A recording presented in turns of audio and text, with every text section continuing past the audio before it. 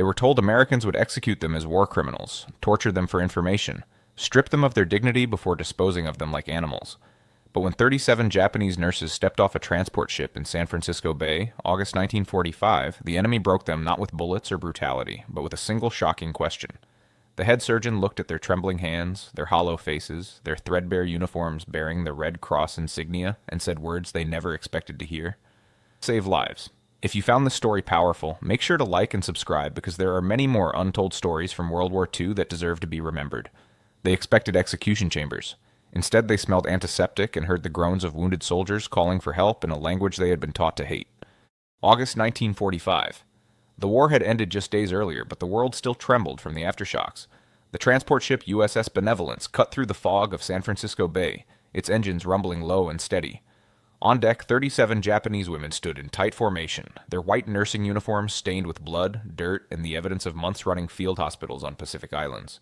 Some were barely 20 years old. Others had gray streaking through their black hair, pulled back in tight buns that had long ago lost their military precision. The Golden Gate Bridge rose before them, impossibly tall and untouched by war. Behind them lay the smoking ruins of Tokyo, Hiroshima, Nagasaki. Cities turned to ash and shadow. Here the bridge gleamed red-orange in the morning light, a monument to American power that seemed to mock everything they had believed about their own nation's strength. They had been captured on Saipan, pulled from collapsed hospital bunkers where they had treated dying soldiers until the very end. Some had hidden in caves for weeks, drinking rainwater and eating wild roots, convinced that surrender meant death. When American Marines finally found them, they expected bayonets. Instead, they received water canteens and bandages for their bleeding feet. The first thing that hit them as the ship docked was the smell. Not the stench of death and decay they had lived with for months, but something clean and sharp. Disinfectant, hospital-grade antiseptic mixed with the salt air of the bay.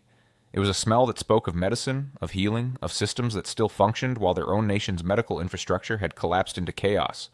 Sounds drifted across the water. Car horns honking. The distant clang of cable cars climbing hills. Voices calling out in English, that harsh and angular language their instructors had taught them to recognize as the tongue of demons. But the voices did not sound demonic. They sounded ordinary, human, alive, with a casual energy that felt alien to women who had spent years surrounded by death. As they marched down the gangplank, their worn canvas shoes making soft sounds against the wooden boards, they could see the city spreading before them. Buildings stood intact. Windows gleamed with glass. People walked freely on the streets, not hurrying between bomb shelters or huddling in burned-out ruins. This was what victory looked like. This was what their nation had failed to achieve. The contrast was almost unbearable. American soldiers lined the dock, but their rifles were slung casually over their shoulders. They did not point them at the nurses. They simply watched, faces showing curiosity rather than hatred. One young private even gave a small nod as the women passed, as though acknowledging their shared humanity. Nurse Keiko Tanaka stood near the front of the line, her 23 years weighing on her like decades. She had trained at Tokyo Imperial University Hospital, one of the best in Japan, before the military conscripted her 2 years ago. She had seen things no young woman should see. Men with their faces blown off, still conscious and screaming. Soldiers dying of gangrene because there was no penicillin left. Children caught in crossfire, their small bodies torn apart by shrapnel. Her hands trembled as she clutched the small medical bag she had somehow managed to keep throughout the chaos of capture. Inside were a few surgical instruments, a notebook with patient records written in her careful handwriting, and a photograph of her family in Kyoto. She had no idea if they were still alive. Behind her, Nurse Yuki Yamamoto whispered in Japanese, careful to keep her voice low. At 31, she was one of the oldest, a veteran of the war in China before being transferred to the Pacific. Keiko, what do you think they will do to us? Her voice cracked on the last word. Keiko did not answer immediately. She thought of the propaganda films they had been shown, the images of American soldiers bayoneting prisoners, the stories of torture and degradation. But she also remembered the Marine who had given her water on Saipan, who had looked at her with something that might have been pity. I do not know, she finally replied, but we are still breathing. That is more than I expected. They were loaded onto buses, military vehicles with hard seats and windows covered with mesh wire. The buses rumbled through San Francisco streets, and the nurses pressed their faces to the wire, staring at a world that seemed to come from another planet. Grocery stores with food displayed in windows. Women in colorful dresses, not the drab work uniforms that had become standard in Japan. Children laughing as they ran down sidewalks, not thin and hollow-eyed like the children they remembered. How can this be? Someone whispered. We bombed Pearl Harbor. We killed their soldiers. Why does their country look untouched? Because we lost, another nurse replied bitterly. Because everything we were told was a lie. The buses pulled up to Letterman General Hospital, a sprawling complex of white buildings overlooking the bay. This would be their holding facility while American authorities decided what to do with them. The nurses were lined up outside a processing center, their hearts pounding as they waited to enter. This is where it begins, Keiko thought. This is where they will humiliate us, break us, make us pay for what our nation did. But when they entered the building, they found something unexpected. Medical examination rooms, not interrogation chambers, clean white walls. Medical equipment that looked almost new, not the rusted and broken instruments they had worked with for the past year. American nurses moved efficiently through the space, their white uniforms crisp and clean, their faces showing professional detachment rather than cruelty. One by one, the Japanese nurses were called into examination rooms. Keiko's turn came, and she stepped forward with her jaw clenched, prepared for the worst. An American doctor, a gray-haired man with gentle eyes, gestured for her to sit. He spoke in English, and a Japanese-American translator, a young Nisei woman, conveyed his words. "We need to check your health," the translator said. "Make sure you do not have tuberculosis or other infectious diseases. This is standard procedure for all prisoners of war." Keiko stared at the doctor as he examined her with practiced efficiency. He checked her lungs, her heartbeat, looked at the infected cuts on her hands and feet. When he finished, he wrote something in a chart and spoke to the translator again. "You are malnourished and have signs of several infections. We will treat these conditions. You will receive antibiotics and proper nutrition." Keiko felt tears prick her eyes, but she forced them back. She would not cry in front of the enemy. She simply nodded and left the room, her mind reeling. Antibiotics. They were going to give her antibiotics. Medicine that had become impossible to find in Japan. Medicine she had watched men die for lack of, and here the Americans were offering it to prisoners. After the medical examinations, they were led to shower facilities. Real showers with hot water and soap. Not the cold buckets of seawater they had used on Saipan, but actual running water heated to a comfortable temperature. The soap smelled like lavender, a scent so clean and gentle it made several nurses weep as they washed away months of accumulated grime. Yuki stood under the shower spray, her head tilted back, water running over her face. "This is not right," she said quietly to Keiko, who was in the next stall. "They should be punishing us, not cleaning us. What game are they playing?" "I do not think it is a game," Keiko replied, scrubbing at her arms with the soft soap. "I think this is simply how they do things." The realization frightened her more than cruelty would have. After showering, the nurses were given clean clothes. Not prison uniforms, but simple cotton dresses and comfortable shoes. Then they were led to a dining hall that smelled of food. Real food. Hot food.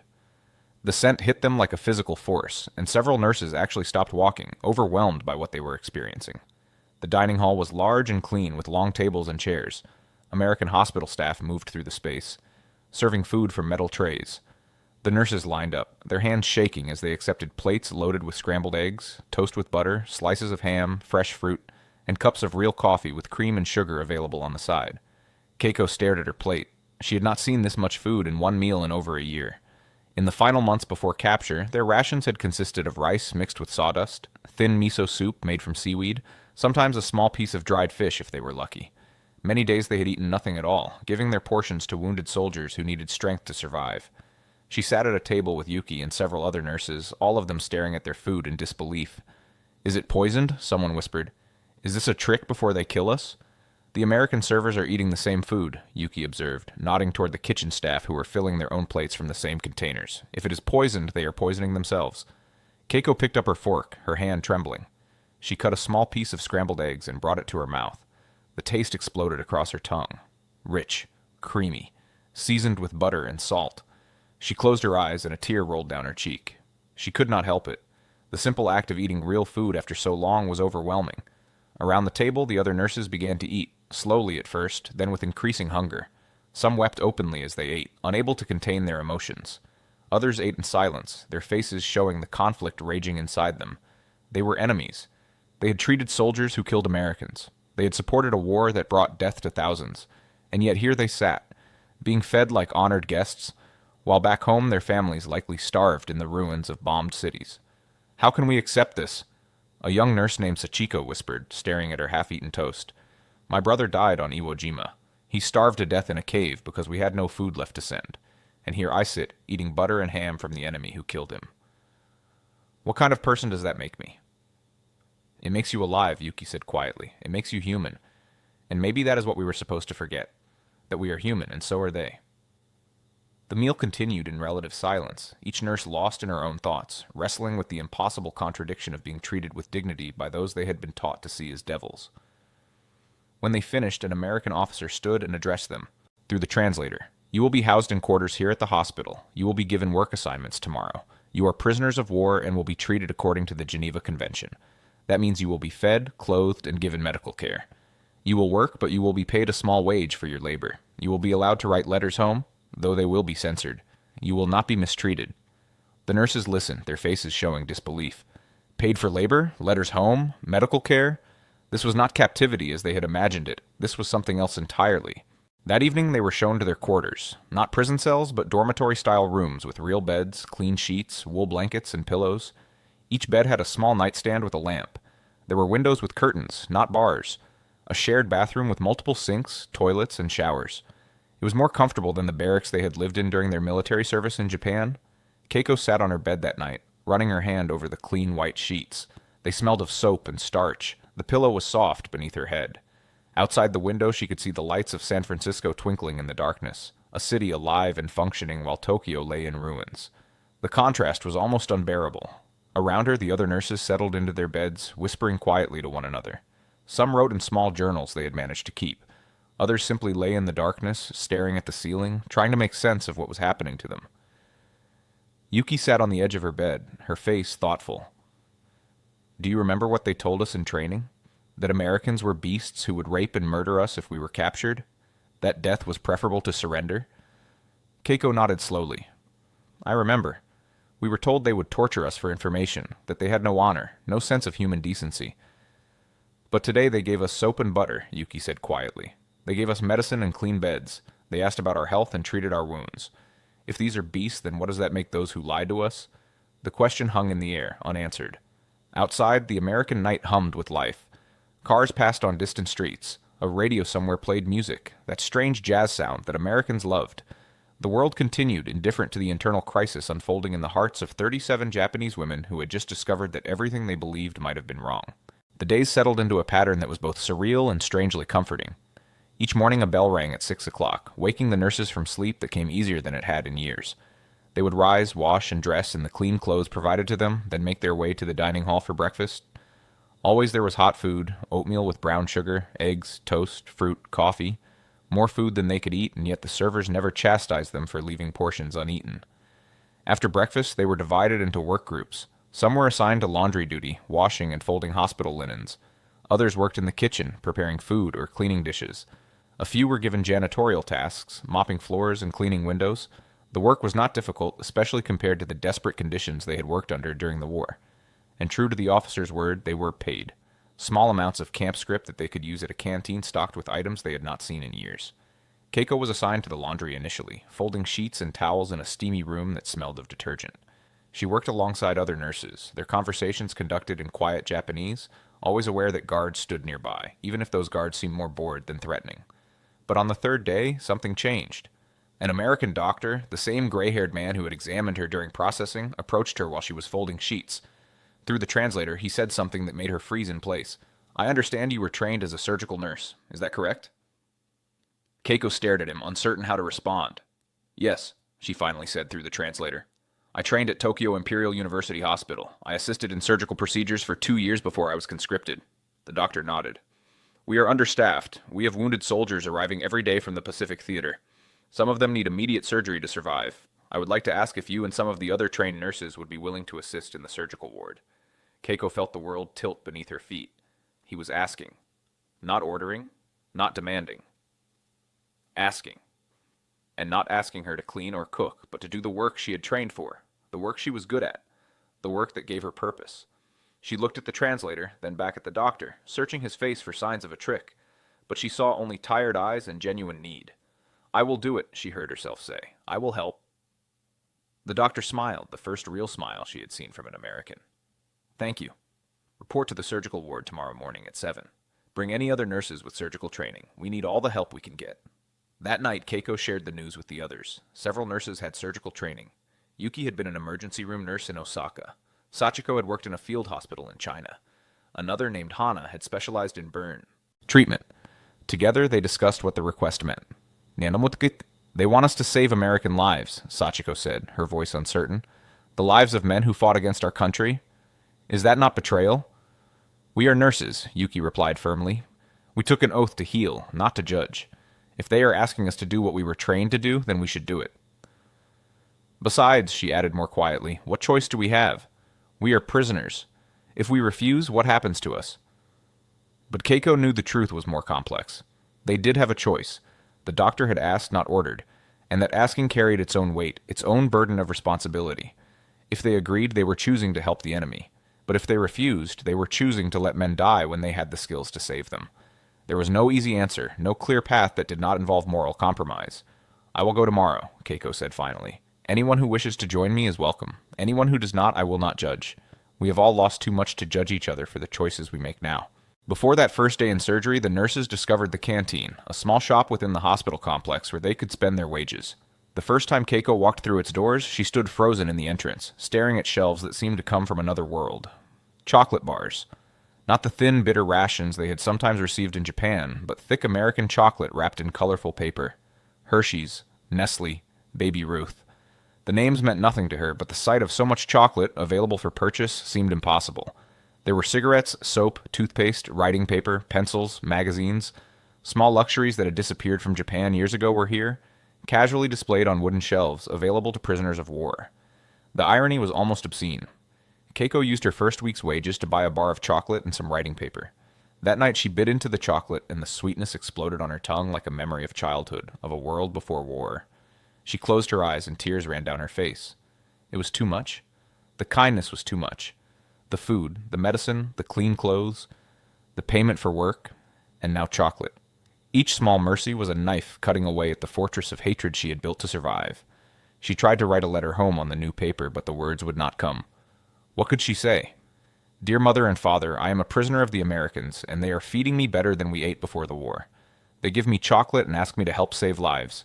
I sleep in a clean bed and shower with hot water every day. How could she write such things when she knew her family, if they still lived, were likely starving in a bombed-out city? The guilt was overwhelming, heavier than chains, more painful than any physical punishment. To be treated well by the enemy while her countrymen suffered was a special kind of torture that the Americans probably did not even intend. Not all the Americans were kind. Some looked at the Japanese nurses with cold eyes, their faces showing barely contained hatred. One young orderly spat on the ground when Keiko walked past, muttering something in English that she did not understand but whose meaning was clear. His brother had died at Okinawa, the translator later explained. He blames all Japanese for that loss. Keiko understood that hatred. She had felt the same when she treated wounded Japanese soldiers who told stories of American bombing raids, of civilians caught in the crossfire, of cities burned to ash. Hatred was easy. Hatred made sense. It was the kindness that was confusing. But there were moments that cut through the hatred on both sides. One afternoon, while Keiko was walking through the hospital grounds, she saw an American soldier sitting on a bench, his head in his hands, shoulders shaking with silent sobs. He was young, maybe 19, with bandages on his arms and a haunted look in his eyes. Without thinking, Keiko sat down beside him. She did not speak. She had no English anyway. She simply sat there, another human being in the presence of pain. After a long moment, the soldier looked at her, his eyes red and swollen. He said something in English, his voice broken. Keiko shook her head, indicating she did not understand. The soldier tried again, then gave up and simply sat there with her in silence. After a while, he pulled out a photograph from his pocket and showed it to her. A woman and a small child, both smiling at the camera. His family, Keiko understood. The things he was fighting to get back to. She reached into her own pocket and pulled out her photograph. Her parents, her younger sister, standing in front of their home in Kyoto.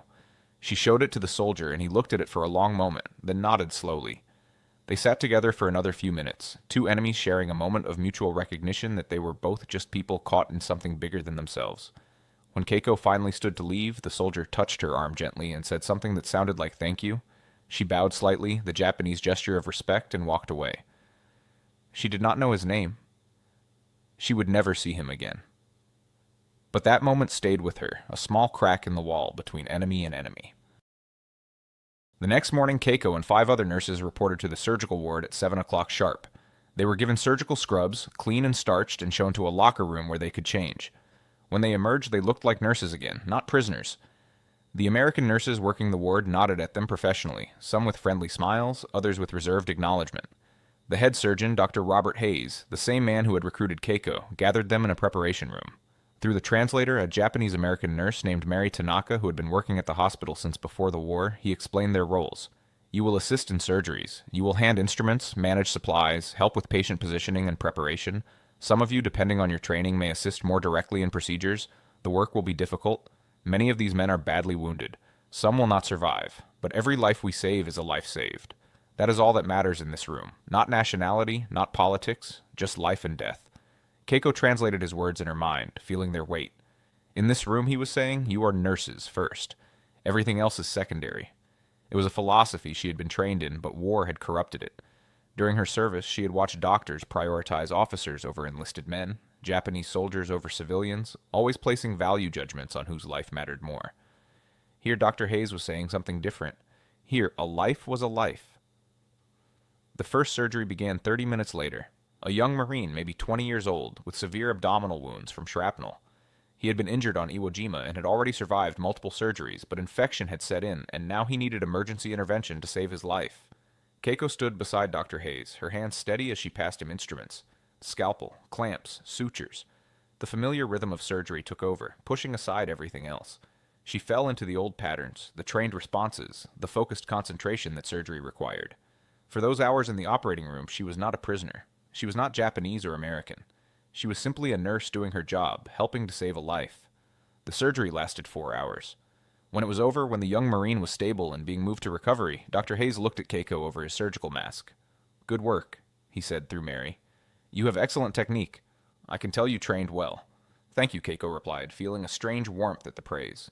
It had been so long since anyone had acknowledged her skills, her training, her worth, as something other than a tool or a burden. Over the following days, Keiko and the other Japanese nurses became regular members of the surgical team. They worked alongside American nurses and doctors, their skills earning respect even from those who had been initially hostile. In the operating room, competence mattered more than nationality. When a patient was dying on the table, no one cared that the hands passing instruments were Japanese. They cared only that those hands were steady and skilled. But at night, lying in her bed, Keiko wrestled with impossible questions. She was saving the lives of men who had fought against her country, men who had dropped bombs on Japanese cities, men who had killed Japanese soldiers. Was that betrayal?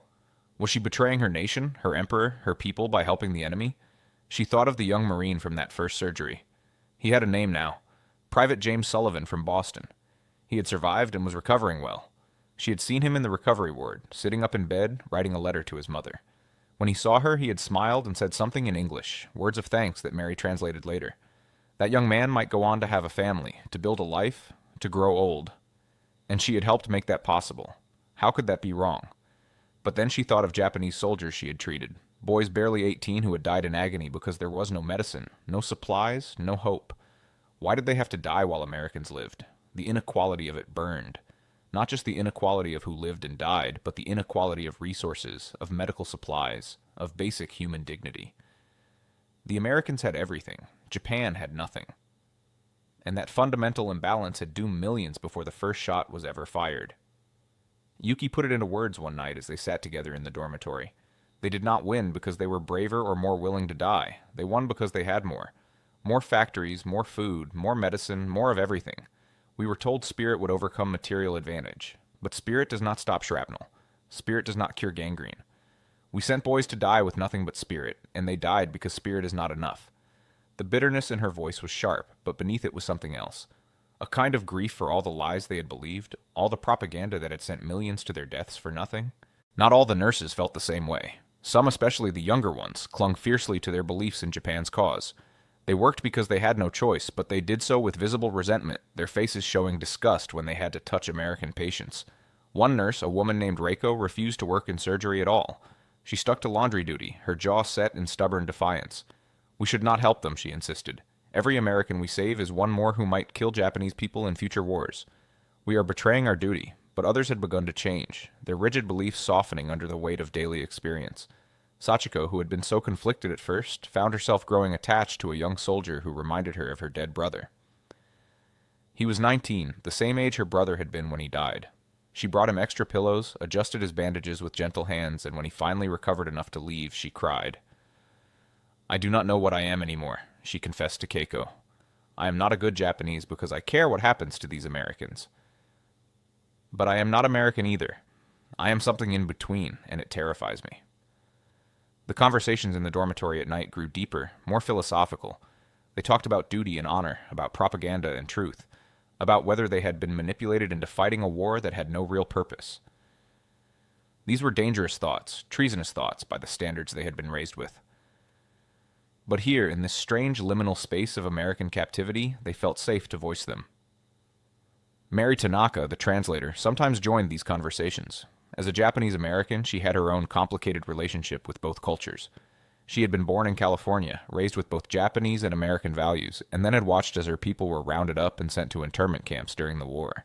She had been spared only because she was a trained nurse, needed for the war effort. Both sides betrayed us, she told them one night. Japan said we were not truly Japanese because we lived in America. America said we were not truly American because we had Japanese faces. And yet here I am, stuck between both, belonging to neither. But maybe that is not weakness. Maybe that is strength. To see both sides, to understand that neither is wholly right or wholly wrong. That is something neither side wants you to understand. Her words planted seeds in Keiko's mind. What if the real betrayal was not in helping Americans, but in accepting the lie that they were fundamentally different from Japanese? What if the real truth was that everyone, Japanese and American alike, was just trying to survive, to protect their families, to find meaning in a world that seemed determined to destroy them? 3 months into their captivity, something happened that forced Keiko to confront these questions directly. A severely wounded Japanese soldier was brought into the hospital. He had been captured on a Pacific island, barely alive, his body torn apart by bomb fragments. The American doctors immediately began working to save him, treating him with the same care they gave their own soldiers. Keiko was assigned to his care. When he woke from surgery, disoriented and in pain, she was there. He looked at her, recognized her Japanese face, and began to weep. He spoke in rapid Japanese, his words tumbling out in a desperate flood. They saved me. Why did they save me? I was supposed to die. I was supposed to fight to the death. Now I am a prisoner, alive because the enemy showed mercy. What am I supposed to do with that? How am I supposed to return home with this knowledge? Keiko had no answers for him. She held his hand as he cried, this broken soldier who had survived because the enemy refused to let him die. In that moment, she understood something profound. The Americans' greatest weapon was not their bombs or their bullets. It was their refusal to dehumanize their enemies. They saved Japanese prisoners not because they were weak, but because they were strong enough to see that every life had value, even the life of someone who had been trying to kill them. That kind of strength terrified her, because it meant everything she had been taught about strength was wrong. The Japanese had been taught that strength was the willingness to die, to sacrifice everything for the emperor and the nation. But here was a different kind of strength. The strength to save rather than destroy. The strength to show mercy rather than cruelty. The strength to maintain humanity even in the midst of war.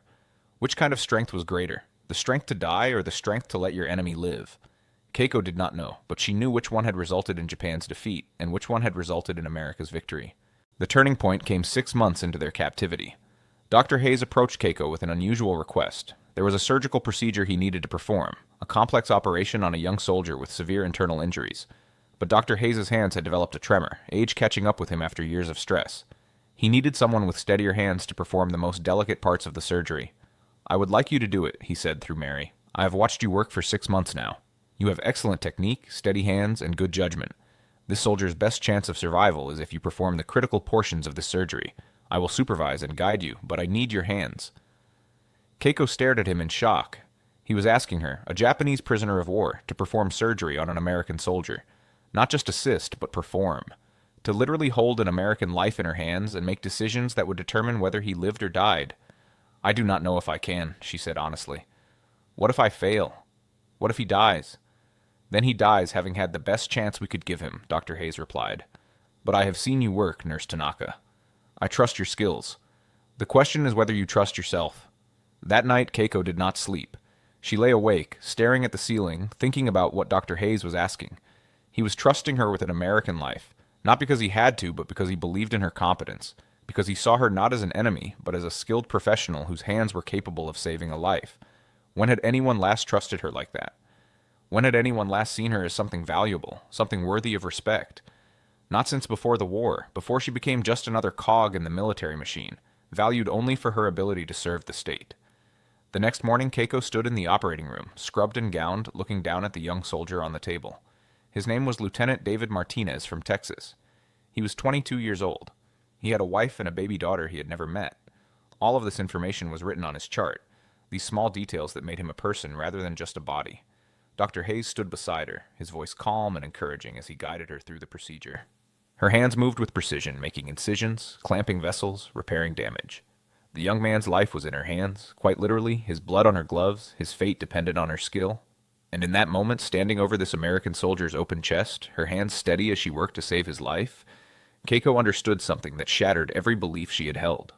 This was not betrayal. This was not weakness. This was the truest expression of what it meant to be a healer. To save life regardless of whose life it was. To see the humanity in everyone, even in enemies.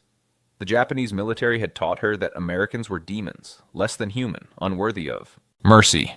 But here she stood, using every bit of her training and skill to save one of those supposed demons. And it felt right. More right than anything had felt in years. Because this was what she had trained for. Not to serve a state or an emperor, but to preserve life. That was the oath she had taken, the oath that mattered more than politics or nationality. The surgery lasted 7 hours. When it was over, when Lieutenant Martinez was stable and being moved to recovery, Dr. Hayes pulled down his mask and smiled at her. "Excellent work, Nurse Tanaka. You saved his life today." Keiko felt tears streaming down her face behind her own mask. She had saved an enemy's life, and instead of shame, she felt pride. Instead of guilt, she felt purpose. She had done what she was meant to do. She had honored her training, her skills, her calling as a healer, and that, she realized, was more important than any propaganda, any political ideology, any national loyalty. "We are not American or Japanese in this room," Dr. Hayes said quietly. "We are healers. That is all. That is enough." "Yes," Keiko replied in English, using one of the few words she had learned. "Yes, that is enough." The war ended officially in September 1945, but repatriation was a slow process. The Japanese nurses remained at Letterman Hospital through the fall and into the winter, continuing their work in the surgical ward. They had become valued members of the medical team, their skills recognized and respected by American staff who had initially viewed them with suspicion. But as 1946 approached, plans for their return to Japan began to take shape. The news should have brought relief, even joy. They were going home, but instead many of the nurses felt a strange dread at the prospect. "What home are we returning to?" Yuki asked one evening. "Tokyo is rubble. Our families are starving. Our nation is defeated and occupied. We will go from eating 3 meals a day to wondering if we will eat at all. We will go from having medicine and supplies to having nothing. And we will have to live with the knowledge that we spent the end of the war being treated better by enemies than by our own people." The paradox was unbearable. They should have been desperate to leave captivity. Instead, many of them dreaded it. Here they had purpose. They had meaningful work. They were treated with respect and dignity. What waited for them in Japan? Judgment from those who would see them as traitors for surviving, for cooperating with Americans, for accepting their mercy? Poverty and starvation in a defeated nation? And worst of all, the burden of truth they now carried. The truth that everything they had been taught was a lie. Keiko had finally managed to send a letter home, and after months of waiting, she received a response. The letter was short, written in her mother's shaky handwriting on scraps of paper. "Your father died in the firebombing. Your sister survived but lost her husband on Okinawa. She has 2 children to feed and no way to feed them. We live in a shelter made of tin sheets. We eat whatever we can find. Come home if you can. We need you." Keiko read the letter over and over, each word a knife cutting into her heart. Her father was dead. Her sister was widowed with children. Her mother was living in a tin shack. And she was here, sleeping in a clean bed, eating 3 meals a day, working in a modern hospital. The guilt was overwhelming. But beneath the guilt was something else. Anger. Anger at the leaders who had brought this upon Japan. Anger at the propaganda that had convinced millions to die for nothing. Anger at a system that had valued death over life, sacrifice over survival, glory over the simple human need to live and build and create. In February 1946, the nurses were finally loaded onto a transport ship bound for Japan. The journey was surreal, a reversal of their arrival 18 months earlier. Then they had been terrified prisoners expecting death. Now they were uncertain survivors returning to an uncertain future. As the ship approached Yokohama, they stood on deck and stared at the coastline. The destruction was worse than they had imagined. Entire cities reduced to fields of rubble. What had once been vibrant urban centers were now wastelands of broken concrete and twisted metal. Here and there, structures still stood, but they were skeletal remains, burned-out husks that served as tombstones for a nation that had killed itself in pursuit of empire. When they disembarked, they were met by Japanese officials who processed them with bureaucratic efficiency. There were no celebrations, no welcome home ceremonies, just paperwork and questions about their time in captivity, questions that felt like accusations. Did you cooperate with the enemy? Did you provide information? Did you work for them? Yes, Keiko answered honestly. I worked in their hospital. I helped save American lives. I did the work I was trained to do as a nurse. The official's face showed disapproval, but he said nothing. He simply stamped her papers and moved on to the next nurse. Keiko understood what that look meant. She was tainted now. She had survived captivity, had cooperated with the enemy, had done things that could be interpreted as betrayal. She would carry that stain for the rest of her life. She made her way to Kyoto, traveling through a landscape of destruction. What should have been a one-day journey took 3 days, the trains running sporadically, the tracks damaged in places, the stations crowded with displaced people searching for lost family members. When she finally reached her mother's shelter, a lean-to made of salvage materials in what had once been a park, she barely recognized the woman who emerged. Her mother had aged decades in the years Keiko had been gone. She was thin, her face gaunt, her hair completely gray. But when she saw Keiko, she wept and pulled her into an embrace that felt like it might break them both. "You survived," her mother whispered. "Thank the ancestors, you survived." But when her mother asked about her time as a prisoner, when she asked if Keiko had been mistreated, Keiko found she could not tell the truth. How could she explain that she had been treated well? That she had eaten better than her family had eaten in years? That the enemy had shown her more respect and dignity than her own nation ever had? So she simply said, "I survived, mother. That is all that matters." Keiko returned to nursing, working in a small clinic that had been set up in the ruins of Kyoto. The conditions were primitive compared to what she had experienced in America. They had few supplies, little medicine, and constant shortages of everything. But she worked with what she had, saving lives where she could, comforting the dying when she could not. Years passed. Japan rebuilt slowly, painfully under American occupation. The irony was not lost on Keiko that the same nation that had destroyed Japan was now helping to rebuild it. The same doctors and nurses she had worked with in San Francisco were now running hospitals in Tokyo, training Japanese medical staff in modern techniques, providing supplies and medicine that saved thousands of lives. In 1952, Keiko married a doctor who had also survived the war. They had 3 children. She never told them the full story of her captivity, of how the Americans had treated her, of how she had learned that enemies could show more humanity than friends. It was too complicated, too dangerous in a society that was still processing its defeat and occupation. But in 1985, 40 years after the war, she received a letter from America. It was from Dr. Robert Hayes, now in his 80s, retired but still alive. He had tracked her down through military records, wanting to know what had happened to the nurses who had worked with him. He wrote, "I have never forgotten the skill and dedication you showed during those months. You were one of the finest nurses I ever worked with. I have told that story many times over the years, how Japanese prisoners of war helped save American lives, not because they were forced to, but because they were healers who understood that life transcends politics. I hope you are well. I hope you continued your work as a nurse. The world needs more people like you." Keiko wept when she read the letter. It was the first time in 40 years that someone had acknowledged what that experience had meant, what it had cost, and what it had revealed. She wrote back and they corresponded until Dr. Hayes died in 1989. In her final years, Keiko finally told her children and grandchildren the full story. By then, enough time had passed that they could hear it without judgment. Her granddaughter, a medical student, asked her, "Grandmother, were you a traitor for helping Americans?" Keiko thought for a long moment before answering. "I was a healer," she said finally. "That is all." The Americans understood something that we had forgotten in our pursuit of victory. They understood that every life has value, even the life of an enemy. That is not weakness. That is strength. The truest strength. And I am proud that I helped them save lives, even if those lives belonged to men who had fought against my country. Because in the end, we are all just human beings trying to survive. That is the truth that war tries to make us forget. But it is a truth worth remembering. And so the simple question, "Will you help us?" became more than a request for assistance. It became proof that humanity can survive even the most brutal conflicts, that enemies can recognize each other's worth, that healing can transcend hatred. For those 37 Japanese nurses, the experience of being asked to save American lives became a revelation. They had expected execution. They received trust. They had expected cruelty. They received respect. And perhaps most powerfully, they had expected to be seen as less than human. Instead, they were seen as healers, as professionals, as people whose skills and dedication mattered more than their nationality. The antiseptic smell of that first day, the request from Dr. Hayes, the steady routine of saving lives regardless of whose lives they were, these memories stayed with them for the rest of their days. Not as shame, but as proof that even in humanity's darkest moments, there are those who choose mercy over vengeance, who see the person beneath the uniform, who understand that a healer's oath transcends all boundaries. As Keiko told her granddaughter near the end of her life, the hardest thing was not the hunger or the fear or even the guilt. The hardest thing was accepting that the enemy could show us more dignity than our own nation ever did. But that is the truth I carry. And it is a truth worth sharing, even now, decades later. because it reminds us that we are all human and that humanity is stronger than any propaganda, any hatred, any war. Nurse Keiko Tanaka died in 2005 at the age of 83.